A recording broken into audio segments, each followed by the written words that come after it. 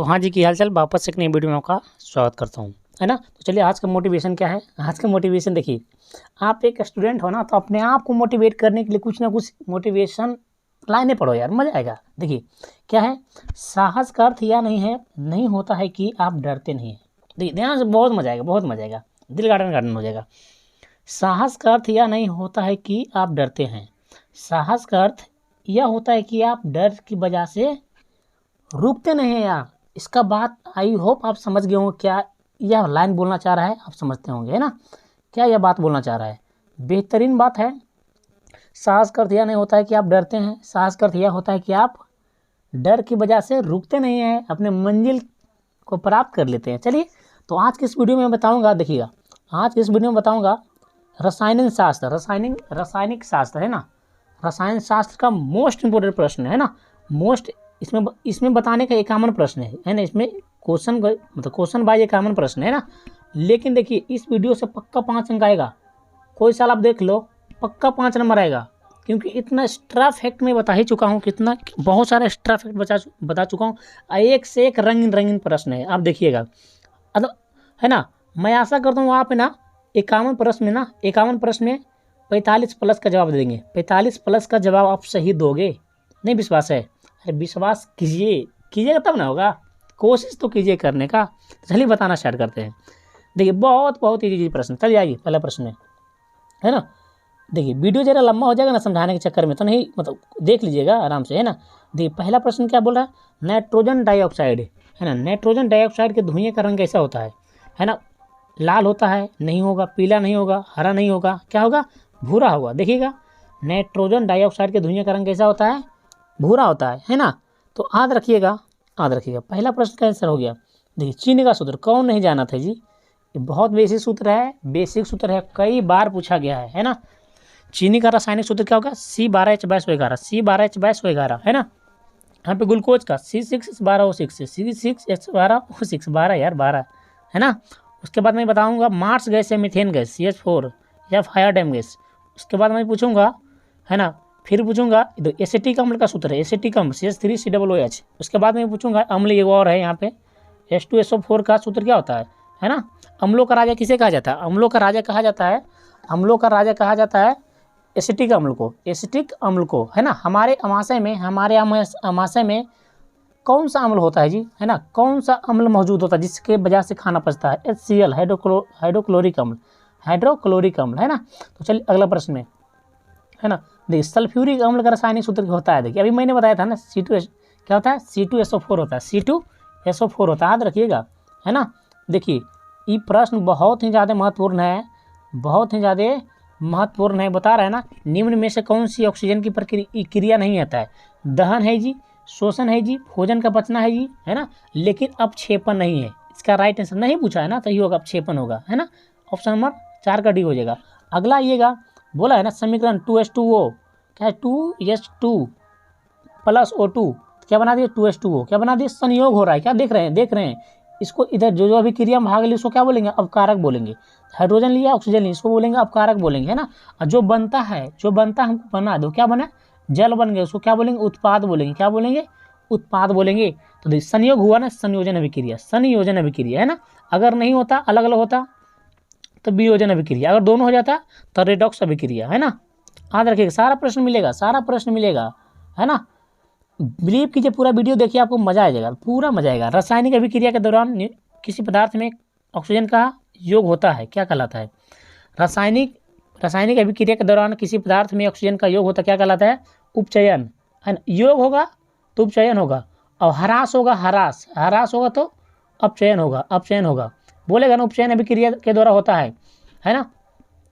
Oxygen का योग होता है, हाइड्रोजन का संयोग वियोग होता है, इलेक्ट्रॉन का त्याग होता है ना। ये सब होता है, सब आएगा, आगे प्रश्न आएगा। अगला प्रश्न देखिए, अगला प्रश्न क्या बोल रहा है ना, 7 नंबर प्रश्न बोल रहा है, रासायनिक अभिक्रिया के दौरान किसी पदार्थ में ऑक्सीजन का ह्रास या कमी, बता दिए ना। ऑक्सीजन का योग उपचयन, है ना, ऑक्सीजन का योग उपचयन, लेकिन ऑक्सीजन का ह्रास अपचयन। आई होप दोस्तों, बहुत ही ज़्यादा महत्वपूर्ण है ये प्रश्न था, बहुत ही ज़्यादा महत्वपूर्ण प्रश्न था, फेंक नहीं रहा हूँ, है ना। देखिए जेडीएन, क्या है, जेडीएन CuSO4, यानी copper sulphate, JDNSO4 plus Cu, क्या बना दिया, दो ई इसके साथ बन गया, है ना। और सी मतलब अलग रह गया, तो कौन सी अभिक्रिया हो गया है जानते हैं? विस्थापन अभिक्रिया, यानी इसके जगह पे दूसरा कोई आ गया है ना, विस्थापन अभिक्रिया हो गया है ना। अगला प्रश्न में आइएगा। देखिए अभी अब यही बात आपको मैं यही बता रहा था कि देखिए उपचयन यानी उपचयन वह क्रिया जिसमें हाइड्रोजन का ऑक्सीजन का योग होता है, हाइड्रोजन का वियोग होता है, इलेक्ट्रॉन का त्याग होता है। तो क्या होता है? इनमें से सभी आंसर है। उपचयन वह अभिक्रिया है जिसमें ऑक्सीजन का योग होगा, हाइड्रोजन का वियोग होगा, इलेक्ट्रॉन का त्याग होगा, है ना। अगर अपचयन आ गया तो डायरेक्ट इसका उल्टा होगा, है ना। ऑक्सीजन का वियोग होगा, हाइड्रोजन का संयोग होगा, इलेक्ट्रॉन का ग्रहण होगा, है ना जी। याद रखिएगा, ऐसे ही नहीं है, सब बहुत ही ज़्यादा महत्वपूर्ण प्रश्न है। शोषण किस प्रकार की अभिक्रिया है? देखिए ऊष्माक्षेपी अभिक्रिया, है ना। संयोजन मतलब जुटेगा, है ना। ऊष्माक्षेपी अभिक्रिया, ऊष्माशोषी देख के मारिएगा, देखिए ऊष्माशोषी भी यहाँ दिया हुआ, ध्यान से, है ना, ध्यान से मारिएगा। उसके बाद बता रहे हैं उपचयन, तो अभी मैं अभी ऊपर बताया हूँ ना, ऑक्सीजन का योग होता है, हाइड्रोजन का वियोग होता है, इलेक्ट्रॉन का त्याग होता है। अगला में आइएगा 11 नंबर Cu+H2 अभिक्रिया का चिन्ह है ना, Cu+H2। तो देखिए सी बना और जल बन गया, देखिए एक तो आ गया, ओ कहाँ से आया? इसका मतलब क्या हो रहा, मतलब उपचयन हो गया, अपचयन हो गया, हाइड्रोजन का संयोग भी हो गया, मतलब संयोग भी हो गया, वियोग भी हो गया। तो जानते संयोग वियोग जब होगा ना रिडॉक्स अभिक्रिया होगा, दोहरी भी है ना, दोहरी अभिक्रिया हो गया है ना, रिडॉक्स हो गया, यानी मतलब संयोग भी होगा, वियोग भी होगा, तो होगा क्या हो जाएगा? रेडॉक्स अभिक्रिया हो जाएगा। कौन हो जाएगा? रेडॉक्स अभिक्रिया। आई होप दोस्तों आपको समझ में आया होगा। चलिए 12 नंबर प्रश्न में देखिए क्या बोल रहा है, सिल्वर आयोडाइड, है ना। सिल्वर आयोडाइड का रंग कैसा होता है? देखिए यहाँ पे बहुत ज़्यादा कन्फ्यूज होगा, सिल्वर आयोडाइड बोल रहा है और सिल्वर क्लोराइड आएगा, है ना। सिल्वर क्लोराइड आएगा और सिल्वर आयोडाइड आएगा। तो देखिए सिल्वर आयोडाइड बोल रहे हैं तो पीला बोलिएगा, है ना। सिल्वर आयोडाइड बोल रहा था पीला बोलिएगा, सिल्वर क्लोराइड आ रहा है ना तो श्वेत बोलिएगा। ध्यान से भाई, ध्यान से। सिल्वर आयोडाइड बोलेगा तो क्या बोलिएगा? श्वेत, सॉरी सिल्वर आयोडाइड बोलेगा तो बोलिएगा पीला, येलो बोलिएगा, है ना। और श्वेत बोलिएगा यानी व्हाइट बोलिएगा। बात तो ही है ना, अगर बताइएगा नहीं ना। सिल्वर आयोडाइड पीला, सिल्वर क्लोराइड श्वेत। क्लियर है ना। अगला प्रश्न आइएगा। देखिए प्रकृति में ऑक्सीजन का संतुलन कैसे बना रहता है? कौन सी अभिक्रिया के द्वारा बना रहता है? संयोजन से नहीं, अपघटन से नहीं, इनमें कोई नेस भी नहीं, प्रकाश संश्लेषण के द्वारा बना रहता है ना। अगला प्रश्न में आइएगा। अगला प्रश्न क्या बोला? समीकरण देख लीजिए, CaCO3 यस है ना, और ये हो गया जानते हैं क्या हो गया? कैल्शियम ऑक्साइड ये हो गया, संगमरमर हो गया, चूना पत्थर हो गया, खड़िया चौक हो गया, ये हो गया अनबुझा चूना हो गया। बनाया CO2 सूक्ष्म बर्फ वगैरह बोलते हैं ना CO2 को। तो बोल रहा है ना किस प्रकार की अभिक्रिया है जी, बात ही बता रहा है कि किस प्रकार की अभिक्रिया है। तो वियोजन अभिक्रिया देख लीजिए ना, क्या हुआ CA वियोजन, यानी इसको तोड़ दिया, C था ना तो एगो ऑक्सीजन एकरा दे दिया, और दूगो ऑक्सीजन में देखिए, दूगो ऑक्सीजन में एगो C अलग दे दिया और दूगो ऑक्सीजन में एकरा दे दिया, है ना, तोड़ दिया, दो भाग में तोड़ दिया। तो टूटता है तो संयोजन अभिक्रिया, वियोजन अभिक्रिया, टूटता है तो संयोजन अभिक्रिया, है ना। दोनों होता था रेडॉक्स अभिक्रिया। बहुत बढ़िया यार, समझ में आ गया, समझा दिया आपको, बहुत बढ़िया, बहुत बहुत बधाई हो यार, मज़ा आ गया। जल के एक अणु में हाइड्रोजन एवं ऑक्सीजन के परमाणु की संख्या होता है। पहले जल का सूत्र H2O होता है। बोल रहा है हाइड्रोजन है तो हाइड्रोजन कितना है? 2 ऑक्सीजन कितना है? 1 तो 2:1। देख लीजिए 2 कहाँ है? 2:1 ऑप्शन नंबर बी में है। अगला देखिएगा बहुत ही ज़्यादा महत्वपूर्ण है। जब मैग्नीशियम का फीता होगा, मैग्नीशियम का फीता को जब जलाया जाता है तो उत्पन्न आग की लौ होती है, चमकीला उजला होता है, चमकीला होता है और उजला होता है। मैग्नीशियम के फीता जब जलाएंगे तो उसका आग का लौ, अब देखिए कितना बच्चा को लौ समझ में नहीं आता है यार, आप समझाते हैं ना, हम काहे लगे बैठल है जा। देखिए जैसे कि आग है, आग जला, इसको बोल रहे हैं यह लौ होता है। जो अगिया जला ना उसको क्या बोलते हैं? लौ बोलते हैं। क्या होता है? लौ बोलते हैं, है ना। तो जब मैग्नीशियम के फीता जलाएंगे तो चमकीला उजला होगा, है ना। उदासीन विलयन का पीएच मान होता है। देखिए यहाँ से कितना फैक्ट आपको मैं बताऊंगा। उदासीन विलयन का पीएच मान होगा, उदासीन विलयन का पीएच मान होता है ना। पहले नंबर तो देखिए उदी बोलेगा ना, पीएच का पूरा नाम क्या होता है? पावर ऑफ हाइड्रोजन, है ना, पावर ऑफ हाइड्रोजन। उदासीन विलयन का पीएच मान 7 होता है ना। न्यूट्रल होता है, न्यूट्रल का पीएच मान कितना? 7 होता है। लेकिन अम्ल का पीएच मान बोलेगा तो अम्ल का पीएच मान 7 से कम। और अम्ल का स्वाद कैसा होता है? खट्टा होता है ना। और क्षार बोला है भस्म, क्षार बोलिए भस्म बोलिए, बात एक ही है ना। 7 से अधिक इसका पीएच मान होता है, इसका स्वाद होता है कड़वा होता है, है ना, कड़वा होता है, याद रखिएगा। और बता रहे हैं है ना ब्लड के पीएच मान, ब्लड का पीएच मान 7.4 होता है ना। और आंसू का पीएच मान भी होता है, समझे, 7.4, याद रखिएगा, है ना। और क्षारीय होता है, क्षारीय होता है, क्षारीय होता है। टूथपेस्ट कैसा होता है, toothpaste, tooth tooth tooth toothpaste कैसा होता है, टूथपेस्ट कैसा होता है, अम्लीय होता है। क्या होता है, अम्लीय नहीं, क्षारीय होता है जी, क्षारीय होता है। टूथपेस्ट कैसा होता है, क्षारीय होता है। कोई फेक नहीं रहे, सारा प्रश्न पूछा गया आपके एग्जाम में, है ना, जो बोल रहे हैं ना, ये आपके एग्जाम में पूछा गया है ना। चलिए अगला प्रश्न में आइएगा, अगला प्रश्न में आइएगा, संगमरमर का रासायनिक सूत्र है। संगमरमर का रासायनिक सूत्र क्या है जी, क्या है, क्या है, CaSO3। संगमरमर बोलिए, खड़िया चौक बोलिए, चूना पत्थर बोलिए, या खड़िया बोलिए, चौक बोलिए, चूना पत्थर बोलिए, सब है संगमरमर, CaSO3, है ना। भाई कोई खास नहीं है, समझे।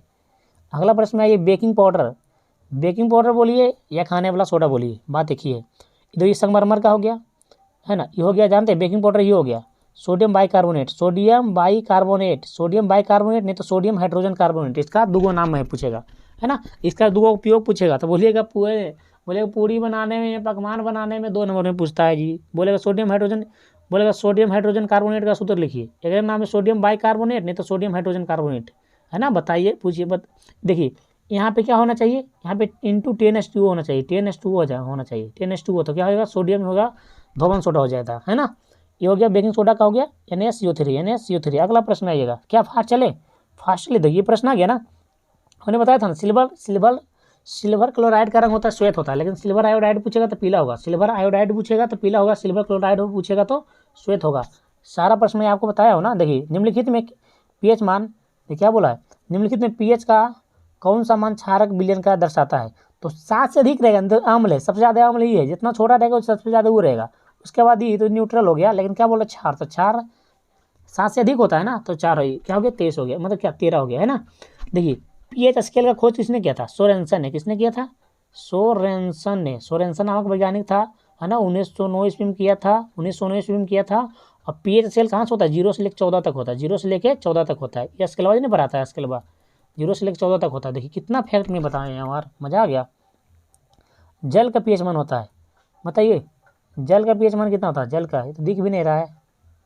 चलिए जल का पीएच मान कितना होता है, 7 होता है, जल का पीएच मान कितना होता है, 7 होता है ना। उसके बाद आइएगा, जल का पीएच मान हो गया ना। उसके बाद आइएगा 23 नंबर में आइएगा, कोई विलयन लाल लिटमस पत्र को नीला कर देता है। देखिए देखिए देखिए ट्रिक है, लाल को नीला कर रहा है तो क्या होगा, लाल छलानी, क्या होगा, छलानी, यानी क्षार जो है ना लाल को नीला कर देता है, क्षार जो है ना लाल को नीला कर देता है। तो बोल रहा है ना कि कोई विलयन लाल लिटमस पत्र को नीला कर देता है, इसका पीएच संभावता क्या होगा। तो क्षार यार क्या होगा, 7 से अधिक होगा, और क्या 7 से अधिक यानी 10 होगा, और क्या 10 होगा। क्या अगर आज अम्ल रहेगा ना तो लाल लिटमस पत्र को, नीला लिटमस पत्र को लाल कर देगा, अम्ल रहेगा नीला को लाल कर देगा, क्षार रहेगा लाल को नीला कर देगा, कोई भाई दिक्कत नहीं। नीला याद रखेगा, नीला अम्ल होगा नीला को लाल करेगा, छलानी, क्षार होगा लाल को नीला करेगा। क्षार के बीच मान 7 से अधिक होता है, अम्ल के बीच मान 7 से कम होता है, उदासीन विलयन का बीच मान 7 होता है। क्या आपको याद हो गया है, हमको याद हो गया है जी। देखिए हमारा बॉडी जो होता है ना, हमारे शरीर पीएच के कितने पारस के बीच कार्य करता है, 7 से 7.8 तक, 7 से 7.8 तक, ज़्यादा कुछ नहीं बोलूँगा मैं। देखिए आ गया, चुपके से मैं आपको बता रहा हूँ, देख लो वीडियो यार, मजा आएगा। बासिंग सोडा या धोबन सोडा, बासिंग सोडा या धोबन सोडा, है ना, बेकिंग पाउडर बोलता है या खाने वाला सोडा बोलता है, NaCO3 मारते हैं, NaCO3 मारते हैं, लेकिन क्या बोला है, धोबन सोडा या बासिंग soda, Na2CO3 into 10H2O, Na2CO3 into 10H2O, है ना। पोटास, है ना, क्या बोल रहा है, क्या सोडियम हाइड्रोक्साइड, सोडियम हाइड्रोक्साइड क्या, पोटेशियम हाइड्रोक्साइड, क्षार है दोनों, क्या है ना, है ना जी, क्षार है, याद रखिएगा। बोल रहा है निम्न में से कौन सा अधिक अम्लीय है, जो जितना कम रहेगा उतना अम्लीय रहेगा, क्योंकि अम्ल का पीएच मान 7 से कम होता है, जो जितना अधिक रहेगा वो क्षारीय होगा, 7 रहेगा उदासीन होगा, तो पीएच बराबर 1 होगा, है ना, पीएच बराबर 1 होगा, क्योंकि सबसे कम है ना, याद रखिएगा। 27 नंबर प्रश्न में आइएगा, बोल रहा है ना अधातु के ऑक्साइड होते हैं, अम्लीय होते हैं, अधातु का ऑक्साइड अम्लीय होगा, लेकिन धातु का ऑक्साइड बोलेगा ना, धातु का ऑक्साइड बोलेगा तो क्षारीय बोलेगा, है ना। धातु के ऑक्साइड क्षारीय, अधातु के ऑक्साइड अम्लीय। क्या दोस्तों आपको याद हो गया? उल्टा काम करता है ना, धातु है तो अम्लीय क्षारीय हो जाएगा, लेकिन अधातु है तो अम्लीय होगा। कोई दिक्कत नहीं? कोई दिक्कत नहीं है ना? कोई दिक्कत नहीं है। देखिए यार यहाँ पे डीजे बज रहा है, डीजे बज रहा है, उससे कोई दिक्कत नहीं यार, आप पढ़ो ना, उसका बात सुनो। तनु हाइड्रोक्लोरिक अम्ल के बेस मान कितना होता है? 0 से लेकर 1 तक होता है, 0 से लेकर 1 तक होता है। देखिए ये तो बड़ा हो गया, ये बड़ा हो गया, ये बड़ा हो गया, 0 हो जिसका आंसर। तनु हाइड्रोक्लोरिक अम्ल का बेस मान कितना होता है? 0 होता है, 0 से लेकर 1 के बीच होता है। तो है ये नहीं, बाकी एक है ये, 0 मारेंगे, है ना। देखिए क्या है, सारा प्रश्न पूछा गया, ये नहीं फेंक रहा हूँ आपको, है ना। देखिएगा अगला, निम्नलिखित में कौन सा अम्ल है? निम्नलिखित में कौन सा अम्ल है जिसके आगे H रहेगा अम्ल रहेगा, जिसके पीछे OH रहेगा क्षार रहेगा। जिसके आगे H है वो अम्ल रहेगा, जिसके पीछे OH है वो क्षार रहेगा। तो ये तो अनबुझा चूना है जी, है ना। एक साधारण नमक है या रॉक साल्ट है, ये क्षार पीछे OH है, क्षार है, इसके आगे H है तो अम्ल है। हमारे पेट में वहाँ से ही अम्ल पाया जाता है। अम्लों का राजा H2SO4 को बोलते हैं, अम्लों का राजा H2SO4 को बोलते हैं। मजा आएगा, आ रहा है, मजा आ रहा है ना? अरे मजा आ रहा है तो कमेंट करो यार, है ना। निम्नांकित में कौन लवण है? लवण है, देखिए अम्ल है, क्षार है, नमक है ना, ये भी लवण है। तो कौन है? ये भी क्षारे है, ये भी क्षारे है, ये अम्ले है। तो क्या बोला? लवण है, यानी नमक कौन है? NaCl। सब प्रश्न पूछा गया है, सब प्रश्न पूछा गया है। कई नंबर हो गया था देख लेना जी को। अरे 22 हुआ था, अरे भाई 30 हुआ था, 30 के बाद 31 आ जाओ। देखिए 31 क्या बोल रहा है? 31 बोल रहा है ये सभी पदार्थ भस्म कहे जाते हैं। भस्म तो क्षार कहे जाते हैं, जो जल में घुलकर हाइड्रोजन, क्षार का क्या होता है ना, क्षार होता है जल में घुलकर हाइड्रोजन आयन देता है, अम्ल जो होता है ना, जल में घुलकर हाइड्रोजन, अरे भाई गलत। क्षार ये होता है जो जल में घुलकर हाइड्रोजन OH- देता है, और अम्ल जो होता है हाइड्रोजन आयन देता है, H+ देता है। तो क्या पूछा? ये सभी पदार्थ भस्म कहे जाते हैं, जो यानी क्षार कहे जाता है, जो जल में घुलकर किस प्रकार के आयन देते हैं? तो हाइड्रोक्सिल आयन देते हैं, OH- देते हैं। अम्ल रहेगा तो हाइड्रोक्सिल आयन देते हैं, यानी H+ देते हैं। क्या क्लियर है? क्लियर है ना, है ना। जिस भस्म के अणु जल में पूर्णतः आयनित होकर हाइड्रोजन आयन प्रदान करते हैं। यार अभी मैंने प्रश्न बताया था, वो परवल अम्ल कहलाता है, हाइड्रोजन आयन प्रदान करता है, तो है ना, परवल अम्ल कहलाएगा, है ना। नहीं प्रदान करेगा हाइड्रोजन आयन तो दुर्बल अम्ल कहलाएगा। यार अम्ल तो रहेगा, हाइड्रोजन आयन दे देगा ना, अम्ल हमेशा हाइड्रोजन आयन देता है। याद रखिएगा, मजा आएगा, और हमको भी मजा आता है यार, एक से एक प्रश्न बताने में, बेहतरीन प्रश्न, है ना। ये जो आपका एग्जाम चल रहा है ना, वार्षिक में चल रहा, जो लास्ट एग्जाम है आपके स्कूल में, यहाँ से प्रश्न रहेगा, यहाँ से प्रश्न होगा आपको। कल मैं लाऊंगा तो 100 प्रश्न ऐसा रहेगा ना कि छपेगा। हाँ, आपका फाइनल एग्जाम में भी, इस एग्जाम में भी छपेगा। इनमें से कौन सा क्षारीय पदार्थ है? तो चूना है, चूना क्षारीय पदार्थ है जी। आइए, वे पदार्थ जिनके स्वाद खट्टे होते हैं, किसका स्वाद खट्टा होता है? बताइए, अम्ल का ना। वे पदार्थ जिनका स्वाद खट्टे होते हैं और नीले लिटमस पत्र को लाल करता है ना। नीले लिटमस, अम्ल क्या होता है? नीले लिटमस पत्र को लाल कर देता है ना। लिटमस के घोल को लाल बनाता है, कहा जाता है, अम्ल कहा जाता है। यार क्या गुंडा बनेगा रे, अगला ही है, समझने वाला बात है यार, आपको मैं बता चुका हूँ ना पहले से ना। क्या सभी क्षारक क्षार हो सकते हैं? तो बताइए कि कौन होगा, कौन सा क्षारक क्षार होगा? अरे वाह, है ना, ये बहुत ज़्यादा बेहतरीन है। क्या सभी क्षार हो सकते हैं? तो बताइए कि कौन सा क्षारक क्षार होगा? रे बहुत खतरनाक फर्क यह है ना। जल में घुलनशील क्षारक को क्षार कहते हैं, जल में घुलनशील क्षारक को क्षार कहते हैं। क्लियर हुआ? जल में घुलनशील क्षारक को क्षार कहते हैं। देखिए बहुत ही हम लोग 35 पहुँच चुके हैं, 35 पहुँच चुके हैं। देखिए अगला प्रश्न, अगला क्या? कास्टिक सोडा का उपयोग होता है यार, पेट्रोलियम के शोधन के लिए होता है ना। कास्टिक सोडा का होता है, कास्टिक सोडा है ना, कास्टिक सोडा का है ना, पेट्रोलियम के शोधन के लिए होता है। आगे 37 नंबर में आइएगा। 37 क्या बोल रहा है ना। किसी अम्ल की धातु के साथ अभिक्रिया के फलस्वरूप कौन सी गैस बनती है? अरे भाई साहब, हाइड्रोजन गैस बनती है, याद रखिएगा। आपको तो मालूम है, अब मेरे बच्चों को तो पक्का मालूम है यार, है ना। ऐसे 29 क्लासेस के बच्चों को तो पक्का आपको मालूम होगा कौन सा अधातु कमरे के ताप पर द्रव अवस्था में रहता है। अरे भाई आपको मैं तो एक प्रश्न कभी बताया नहीं, है ना। अच्छा, कौन सा धातु रहता है जो कमरे के ताप द्रव अवस्था में रहता है, लिक्विड फॉर्म में रहता है, ब्रोमीन। अरे भाई तो पूछेगा सर जी गुरु जी द्रव अवस्था में कौन रहता है, धातु है ना, धातु कौन रहता है, धातु आ जाके कितना बच्चा, अरे बाप रे आओ ने देखा ना ताओ ने देखा मार दिया, बोलेगा कौन सा कमरे के ताप पर रहता है, तो पारा। अरे भाई पहले देख लो क्या बोला, धातु बोला, क्या धातु बोला है, धातु बोलेगा, धातु बोलेगा तो पारा मारिएगा, अधातु बोलेगा तो ब्रोमीन मारिएगा, है ना। एल्युमिनियम का एक फेमस एक्स है बॉक्साइड, बॉक्साइड किसका एक्स है, एल्युमिनियम का, है ना। आगे आइएगा, आगे आइएगा, है ना। किस, अरे यार ये तो बहुत ज़्यादा खतरनाक है यार, हमको समझ में नहीं आता है। किस धातु को चाकू से आसानी से काटा जा सकता है, यानी सरलता से काटा जा सकता है, पोटेशियम और पोटेशियम है, और है ना पोटेशियम सोडियम को, तो लेकिन इसमें ऑप्शन नहीं है, ज़्यादा इसमें 10th में रहता है, पोटेशियम में ही रहता है ना।